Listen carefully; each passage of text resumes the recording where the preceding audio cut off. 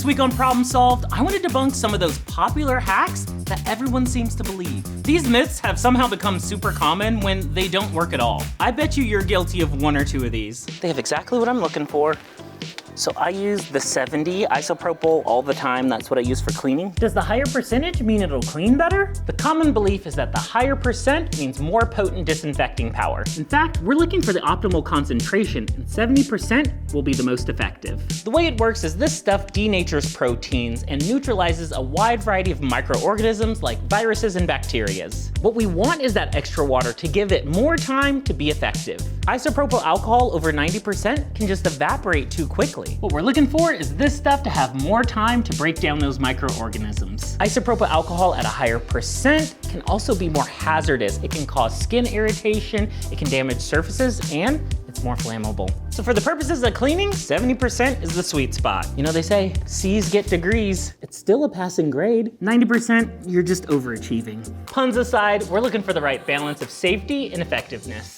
All right, back to comment responses. Were you in Disneyland recently? I could have sworn I saw someone who looked exactly like you and sounded the same. That was me. I wish you would have said hi. That would have been awesome to meet you in person. I have a few doppelgangers out there. A guy named Jordan Peele. There's a few of us out there. So these say guaranteed 5 years. So the battery should last 5 years on its own. Oh, this one's a 12-year. 12 years. We found the longest lasting batteries on the shelf. Now here's the question. How long have these been on the shelf? How much into the 12 years are we? I feel like we've dealt with batteries so often when we're vlogging. Welcome to another week where batteries are a topic. When it comes to hack or whack, this one's definitely whack. That's a throwback 90s term right there. When's the last time you said whack? Does storing your batteries in the refrigerator make them last longer? This myth comes from when battery technology was very different. It was believed that cooler temperatures would slow down the discharge rate. Modern batteries are much more efficient, and storing them in the fridge doesn't offer any significant benefits. In fact, it can actually do more harm, leading to condensation, and moisture is not good. It can lead to damage and corrosion. All you need to do is keep them somewhere cool and dry and away from extreme temperatures like hot and cold. If you have specific batteries, especially rechargeables, check the packaging. It'll tell you how they should be stored. While you might see batteries in the fridge at your parents' or grandparents', all they need is room temperature. Now, ketchup's a different question. Do you store that in the fridge or not? How to fix water-damaged phone. Do we open the packets or not? You do not want to open the packets. I actually just recently got asked this question on a morning show segment I did. Let's talk about a pool day tech hack that you came up with. This one is great. We all know that rice trick where you put your phone in rice. Rice is not that absorbent, actually. What you want is those silica gel packets. So no, silica gel packets, they stay in there. You don't want the granules loose. Just keep them in the packet. The material they made out of, either paper that, kind of more mesh material, is breathable enough where it can absorb the moisture. We're running a little bit of a test, a little bit of a competition. I think for the most part, like Apple Maps and Google will give you like the same direction. Don't come after me, I'm an Apple Maps user. Okay, so Waze and Google say to go the same direction. It is Apple Maps that is the outlier and says to go a different route. That is 1 minute shorter, so let's try it. It was running Apple Maps and now it just switched to Waze, so I guess that's what happens when you have all three of the maps running at the same time.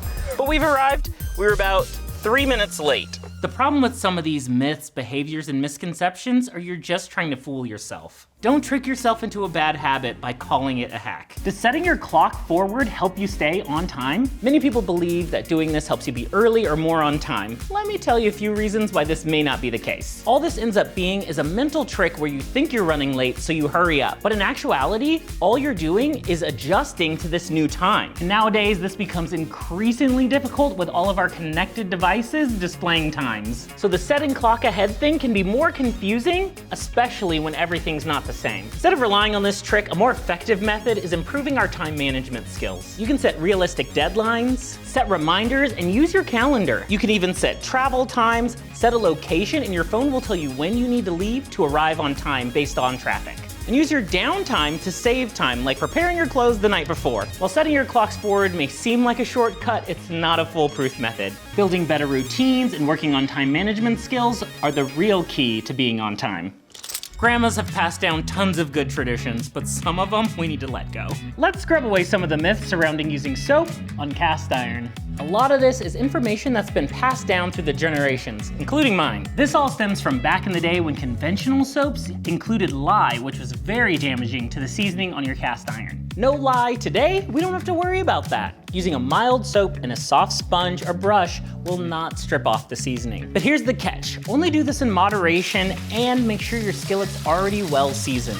And of course, follow the protocol. Never let water sit in it and quickly dry it, and reapply a neutral high heat oil after every use. While of course you want to avoid harsh chemicals and abrasives, a little light soap now and then is totally fine. I love traditions, but they can evolve a little bit, right? Protect that seasoning, make that cookware last, and of course, just don't tell grandma.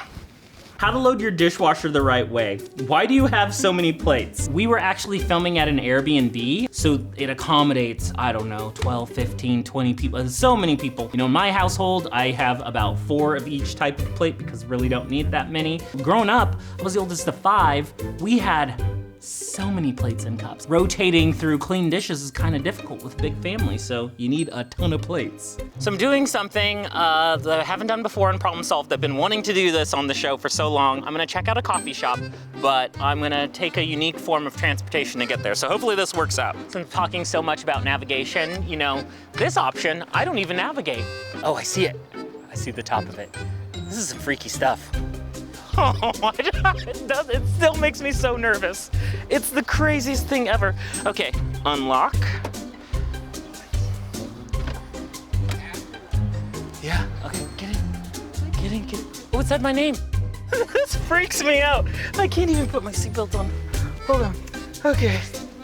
I am out of breath because I'm so nervous. Hi, car. Okay, start. It locked the door. This is so crazy! Downtown, the streets are so weird. There's a ton of one-ways.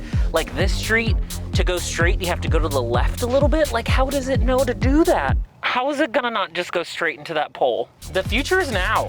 We're living in it. Oh, when I'm a grandpa, the cars are gonna drive themselves. I'm not a grandpa yet, and the car is driving itself. Bravo to the coders, the engineers, the designers, like this had to take a ton of really smart people to figure out how to do this. Oh, there's a car where it wants to pull over. Yeah, it waited for that car to move. Will it honk at other cars? Okay, things are clear. Thank you, car. Do I thank the car? They need a button where I thank the car. Siren's going off. It's gotta be the Waymo. The Waymo, something happened to the Waymo. Can you let me know what to use for toilet bowl stains? A pumice stone to clean your toilet can work on those stains. You may wanna try a little bit of hydrogen peroxide. Hydrogen peroxide has bleaching properties to it that can lighten and whiten surfaces. It's a popular claim that your smartphone is dirtier than a toilet seat. But let's be honest, would you rather lick your smartphone or a toilet seat? I know where you've been. Yes, it's true that studies have found that since phones are high-touch objects, that they can harbor many types of bacteria. But the mere presence of bacteria doesn't have to mean that it's a health hazard. It may not have bacteria, but it's definitely got a lot of pocket lint all over it. While our phones are used in a variety of environments and can have a greater diversity of bacteria, it's a little misleading to say it's dirtier than a toilet. So how can we mitigate any risks? Just proper phone and toilet hygiene. You can disinfect your phone with 70% isopropyl alcohol or your preferred electronic cleaner. I like to spot clean the toilet seat and flusher in between deep cleanings. And for public toilets, keep a travel pack. Toilet seats, on the other hand, we know have a reputation of their own. You can use them to clean in public, but don't flush. While saying your smartphone is dirtier than a toilet seat sounds shocking, it just oversimplifies the issue. Both objects harbor bacteria, but regular cleaning and good hygiene keeps everybody safe and happy. So I wanted to have a little fun and run an experiment. Is my phone dirtier than the toilet seats in this house? So to do that, we just got a fun little kids science kit. I figured if this is for kids, I can do this no problem, right? Okay, we're not gonna join the science fair, so we're just gonna do the in-home challenge. So there's 6 of them, so I think I'm gonna test the toilets and then the phones I have here at the house. Oh, look at this. I hope we don't get anything like this. So we gotta make the agar solution that the bacteria is gonna stick to. Agar comes from seaweed, I believe. Okay, we got some water boiling. Hot kettle, hot kettle. Oh, it does not smell great. I'm gonna make sure that's all dissolved, but it's just enough to coat the bottom. So naturally, I can be a little clumsy, a little accident prone. So I'm doing my best to not spill this, to not ruin it. Okay, time to collect the samples. So we want all the high-touch surfaces. Just rub it all over. Bathroom 1. Welcome to your new home, bacteria. This is where you live for the next week. So I hope my phone's not the dirtiest, because that would be embarrassing, because I did just clean it. And what you really want to get, they said, are the buttons. There's bacteria and fungus all around us. It's kind of the point I'm trying to prove is when you say your phone's dirtier than the toilet, it's like, yes, there's germs and bacteria, but like how harmful? It just kind of depends. All right, these have to go in a warm, dark place for 24 to 48 hours, and it's gonna take up to a week for these to grow. We will check back later. Our science experiment has been sitting for a few days. Did we grow some bacteria? Ah, that is gnarly. What a feast for the senses these are. And this is what happened to the phone after it had been cleaned. So, you know, bacteria just exist everywhere. So it's not like you can really get rid of it, nor should you. But I have some orange in mine. I wonder what this orange bacteria is. There's some yellow. There's a lot of yellow in this one. David doesn't know when the last time he cleaned his phone is, so definitely picking something up. These like big grayish dots, there were a lot more on the toilet. And that's the other thing too with bacteria, right? There's good bacteria that fights the bad bacteria. So we want the bacteria because there's like superhero bacteria out there that helps. My main takeaways is, so we had thought like, oh, what's dirtier, the phone or the toilet? It's definitely different types of dirty. We're getting a lot of these like yellow and white spots on the phones, where it seems like whatever's on the toilet is very different. Run this experiment at home. It was a lot of fun, really eye-opening, and it can be kind of a fun challenge, like who has the cleaner phone, who has the cleaner toilet. I had a great time with this science kit. What's his name, Steve? Thanks, Steve. Can I use a toothbrush to brush it? I love a cleaning toothbrush. I always get extra toothbrushes from the dentist. Those usually don't end up on my teeth. Those usually end up in my cleaning supplies, so I can use them for fine detail work. So a cleaning toothbrush is so helpful. I would just dedicate them to a specific purpose, not use it on everything. The only reason why I suggest like for suede shoes specifically, a bigger like shoe brush is because you have more surface area clearly, so you can brush off your shoes a little bit quicker. To rinse or not to rinse? That is the question. Whether 'tis nobler to dishwash or hand wash. Practicing my drama. The belief that pre-rinsing is unnecessary stems from powerful dishwashers and enzymes in detergent that help break down food. But there might be reasons why you should pre-rinse. If dishes sit unrinsed for several days, the food can harden, making it more difficult for those detergents and the washer to do an effective job. So if you're someone who only runs your dishwasher every few days, pre-rinsing can actually help. That means quickly rinsing off any major food particles. A lot of this has to depend on the age of your dishwasher, the style, make, and manufacturer, and even the type of dishwashing detergent you're using. So when you're running cycles less frequently, give that dishwasher a little bit of a head start. Another part of the argument is that you're wasting water before you wash your dishes. I have another solution for you. Designate a dish spatula. Instead of running water, you can use your spatula to scrape into the trash or into your disposal. That should mostly scrape your plate clean without the need for running water. Another thing you can do is simply run some experiments with your dishwasher. Do a batch of dishes that aren't pre-rinsed, run it and see how it does. Then you'll know. And of course, there's the golden rules of dishwashing. Don't overcrowd and don't overlap. And also proper dishwasher maintenance, like cleaning out that filter. While dishwashers are designed to handle a lot, pre-rinsing can be helpful in certain circumstances. See, now you can be a member of the Clean Plate Club. So while the detergent may say it works on stuck-on food, your mileage could vary. Problem solved. We're gonna get our warm coffee and we're gonna walk around and explore. I also want that board to change because I want one of those, but apparently it's very expensive. Oh, there it goes.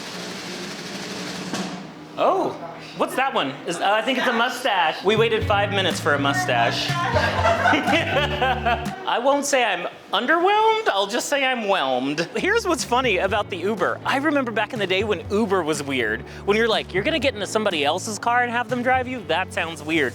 And now it's like 100% used to it, like it's not a thing. It's just a normal part of life. So I think that's the way of the driverless car.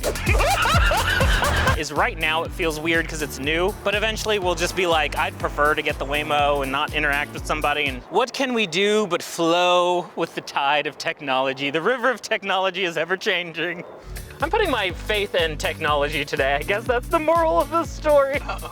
Between the self-driving car and the navigation, one day it's gonna mess me up, and then I'm just gonna have to move to the wilderness and swear off all technology. And riding in autonomous vehicles and riding in an Uber, I've been through a lot today, okay? We've been through a lot together. But that's a wrap on this one, on this day. When your cookies burn and your oven is a mess, don't you worry, friend, the fix is effortless. The magic potion. I'm the problem solver, I got all the tricks all around the house, just watch me fix. Just a little sweater haircut. The problem solver. So Problem easy. solved. If your stain is tricky, I'll get it resolved. Way better. From the kitchen to the bathroom, you know who to call. Cleaning tips and cooking tricks, I'll solve it all. Ta-da! Problem solved.